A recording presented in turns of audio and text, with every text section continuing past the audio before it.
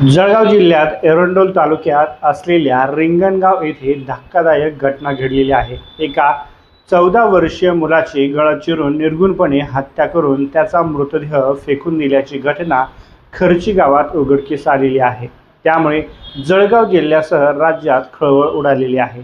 तेजस महाजन असं या मृत झालेल्या मुलाचं नाव असून ही घटना नरबळीसाठी घडली असण्याची शक्यता वर्तवली जात आहे। तसा अंदाज आता चर्चेला जात आहे। येथील प्रत्यक्षदर्शी ग्रामस्थांनी देखील तशी शंका व्यक्त केलेली आहे। ही घटना नेमकी का घडली, त्यामागे खरोखरच नरबळीचा उद्देश होता का, की काही पूर्व वैमनस्यातून ही घटना घडली का, या आणि इतर मुद्द्यांच्या आधारे आपण या घटनेबद्दलची माहिती जाणून घेणार आहोत। नमस्कार, मी सुनील कोल्हे पाटील आणि आपण पाहताय सह्याद्री एक्सप्रेस। जळगाव जिल्ह्यातील एरंडोल तालुक्यातील खर्ची या गावात रिंगणगाव येथे राहणाऱ्या 14 वर्षीय तेजस गजानन महाजन या मुलाचा गळा चिरून निर्घृणपणे खून करण्यात आला आहे। त्याचा खून करून त्याचा मृतदेह शेजारच्या खर्ची गावाजवळच एका शेतात, बाबळीच्या आणि निर्जनस्थळी असलेल्या ठिकाणी नेऊन टाकला। ही हत्या नरबळीच्या उद्देशाने तर करण्यात आली नाही ना, असा संशय आता ग्रामस्थांकडून आणि कुटुंबियांकडून व्यक्त केला जात आहे। या घटनेची माहिती मिळताच पोलिसांनी या प्रकरणाचा तपास सुरू केला आहे।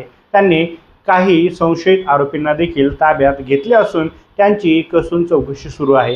तसंच येथे फॉरेन्सिक तपासासाठी पथक देखील दाखल झालेले असून त्यांच्या तपासातून अनेक नवनवीन खुलासे देखील होण्याची शक्यता आहे। सोमवारच्या बाजारात संध्याकाळी फिरत असताना तेजसने एका दुकानावरती जाऊन तेथे बिर्याणी विकत घेतली। त्यानंतर संध्याकाळी 7 वाजल्यापासून तर कोणालाच तो त्या परिसरामध्ये दिसला नाही।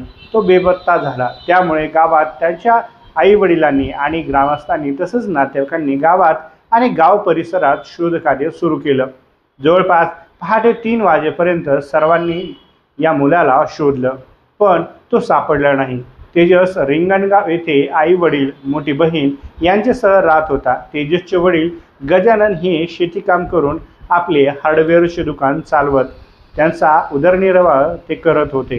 दरम्यान सोमवार रोजी गजानन महाजन यांनी त्यांच्या 14 वर्षीय मुलगा तेजस महाजन याला दुकानावरती बसवून जळगावला कामानिमित्त ते निघून गेलेले होते। तर तेजस हा दुकान बंद करून घरी आला नाही। त्यामुळे त्याची शोधाशोध करून एरंडोल पोलीस ठाण्यात तक्रार देखील दाखल केली गेली।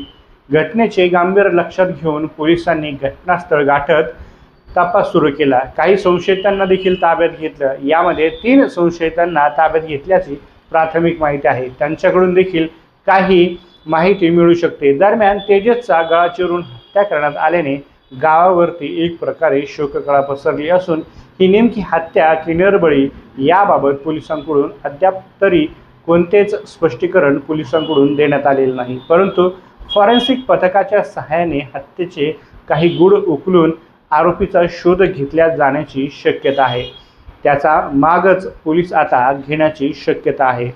मात्र महाराष्ट्र राज्यात या अशा प्रकारे घटना जर घडत असतील आणि उघड होत असतील तर याला नेमकं काय म्हणावं, याबद्दल आता पोलीस काय कारवाई करणार किंवा काय नवनवीन खुलासे होणार, याबद्दल आपल्याला काय वाटतं आणि या व्हिडिओबद्दल आपल्याला काय वाटतं ते नक्कीच कमेंट बॉक्समध्ये सांगायला विसरू नका। आणि आपल्या सह्याद्री एक्सप्रेस या चॅनलवरती नवीन असाल तर आपल्या चॅनलला सबस्क्राईब करायला मात्र विसरू नका।